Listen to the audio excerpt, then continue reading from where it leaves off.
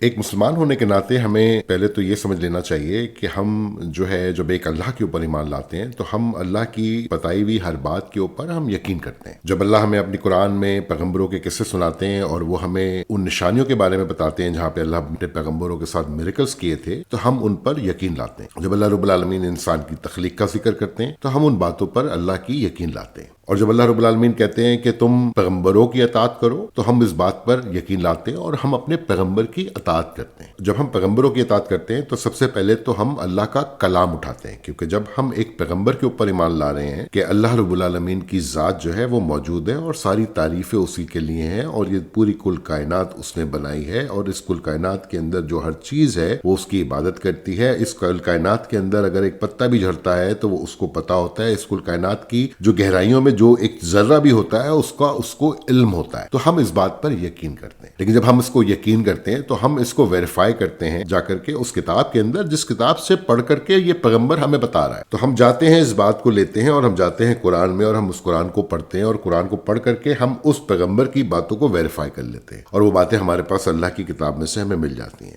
ہماری جو پیغمبری کا سلسلہ ہے جب وہ چلتا ہے آدم علیہ السلام سے تو ہمارا دین بھی وہاں پر ایوالو ہو رہا ہوتا ہے. ہمارا دین ایوالو ہو رہا ہوتا ہے کیونکہ آدم علیہ السلام کے زمانے میں خانہ کعبہ نہیں تھا اور ابراہیم علیہ السلام سے پہلے نوح علیہ السلام کے زمانے میں خانہ کعبہ نہیں تھا اور ابراہیم علیہ السلام کے آنے کے بعد جو ہے حج بیت اللہ کا فرض عبادت جو ہے وہ وہاں پہ معین کی جاتی ہے. اس طریقے سے جب پیغمبر ایک دوسرے کو میسجز دیتے ہیں اور اپنی عبادتیں دیتے چلے جاتے ہیں، ایک انسان ہونے کے ناطے وہ اپنی قرب کو اپنے حساب سے اس عبادت میں بڑھاتا ہے اور اس قرب کو بڑھانے کے لیے وہ اپنی عبادت کو جو ہے وہ کرتا ہے. جبکہ اللہ کی کتاب میں اللہ کا حکم ہے کہ قیام کرو، رکوع کرو اور سجدہ کرو. تو ایک پیغمبر قیام، رکوع اور سجدے کو لیتا ہے اور اس کو لے کر کے اس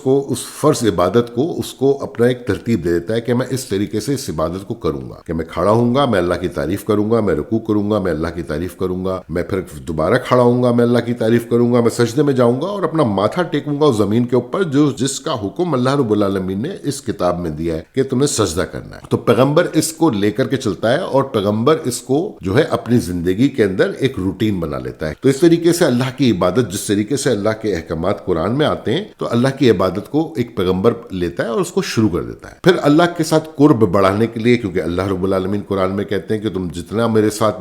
عبادت کرو گے تم درجے بڑھاؤ گے، تو پھر پیغمبر اپنے درجے بڑھانے کے لیے پھر اس میں اور قرب تلاش کرنا شروع کرتا ہے، اپنی عبادت بڑھا دیتا ہے. وہ اب اس عبادت کو لے کر کے ہم جاتے ہیں پیچھے. جب ہم دیکھتے ہیں کہ آدم علیہ السلام سے لے کے نوح علیہ السلام اور نوح علیہ السلام سے لے کے جب ابراہیم علیہ السلام تک کا جب دور آتا ہے تو یہ ہماری ایک انسان ہونے کے ناطے انڈرسٹینڈنگ ہے کہ وہ پرانا زمانہ ہے. اور جب وہ پرانا زمانہ تھا تو وہاں پر انسان بھی اپنی زندگی میں ایوالو کر رہا تھا، اپنے کپڑوں کو لے کر کے، اپنے رہائش کو لے کر کے، اپنے برتنوں کو لے کر کے اور اپنے لیونگ سٹینڈرڈز کو لے کر کے. جو ضروریات کی جو چیزیں تھیں وہ اس کو ساتھ ساتھ میں بناتا چلا جا رہا تھا. تو وہ ایوالو ہوتا چلا جا رہا. آدم بھی ایوالو ہوتا چلا جا رہا اور آدم کی انڈرسٹینڈنگ دین میں وہ بھی ایوالو ہوتی چلی جا رہی تھی. تو وہ اپنا قرب بڑھانے کے لیے اپنی عبادتیں بڑھاتا چلا جا رہا تھا اور وہ عبادتیں آگے اپنی نسلوں کو دیتا چلا جا رہا تھا. تو یہ ساری اللہ کی جو عبادت ہے، جو نمازیں ہیں، وہ اس طریقے سے چلتی ہیں اور پھر رسول اللہ تک آتی ہیں. اور رسول اللہ کے زمانے میں جب وہ آتی ہیں تو رسول اللہ جو ہے وہ اس طریقے سے اپنی عبادتوں کو ادا کرتے ہیں کہ وہ فجر میں اٹھتے ہیں ایک پیغمبر ہونے کے ناطے، اور سب سے پہلے جو ہے فجر سے پہلے وہ تہجد میں اٹھتے ہیں اور تہجد کی عبادت کرتے ہیں. اللہ تعالیٰ کی ذات کے اوپر یہ یقین ہوتا ہے کہ ان کو پتا ہوتا ہے کہ اللہ تعالیٰ جو ہے موجود ہیں اور موجود ہونے کے علاوہ ان کے پاس اللہ کے پیغام آ رہے ہوتے ہیں. تو اللہ کی جب ان کے پاس پیغام آ رہے ہوتے ہیں تو ان کو اس چیز کا اندازہ ہوتا ہے کہ وہ کسی ذات پاک کے ساتھ جو ہے وہ کمیونیکیشن میں ہے. تو ان کی جو انڈرسٹینڈنگ ہوتی ہے ایک انسان ہونے کے ناطے، ان کا جو مینٹل ایپٹیٹیوڈ ہوتا ہے وہ ایک عام انسان سے زیادہ ہوتا ہے، کیونکہ ان کا جو تقوی کا لیول ہوتا ہے وہ اتنا ہائی ہوتا ہے کہ اللہ رب العالمین پیغمبروں کو منتخب کرتے ہیں سب سے پہلے، اور منتخب کرنے کے بعد ان کے اوپر اللہ رب العالمین اپنے پیغام اتارتے ہیں. اور پیغام اتارنے کے بعد سب سے پہلے اللہ رب العالمین جو بتاتے ہیں ایک پیغمبر کو یا ایک انسان کو، وہ یہی بتاتے ہیں کہ تم نے سب سے پہلے جو ہے میرے احکامات پر چلنا ہے. اور جب میرے احکامات پر چلنا ہے تو سب سے پہلے عبادت ہے. عبادت میں نمازیں آتی ہیں اور نمازوں میں اللہ رب العالمین نے ان پیغمبروں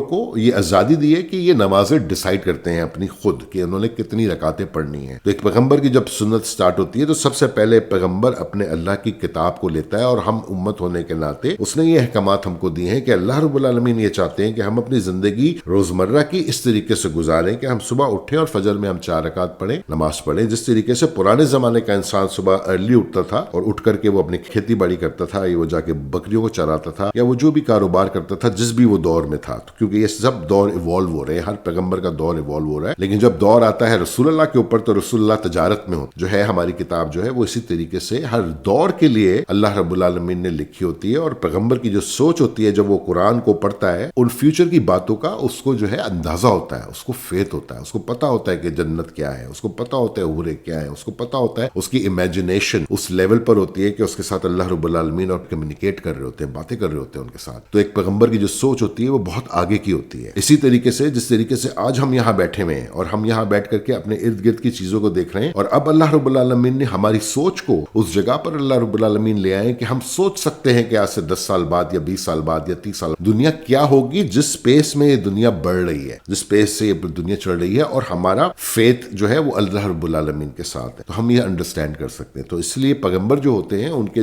جو سوچ ہوتی ہے وہ بہت آگے ہوتی ہے، اور وہ جب قرآن کو پڑھتے ہیں تو وہ قرآن کو اس طریقے سے پڑھتے ہیں کہ جس میں اللہ تعالیٰ انسان کو اس دنیا میں رہنے کے طریقے بتا رہے ہوتے ہیں کہ یہ دنیا جو ہے اس طریقے سے گزرے گی اور اس طریقے سے اس میں رہنے کا طریقہ ہے، تاکہ کوئی ایک انسان کسی دوسرے انسان کو نقصان نہ دے اور نہ نقصان دے، اور اپنے رب کو یاد رکھے، اس کی عبادت کرے.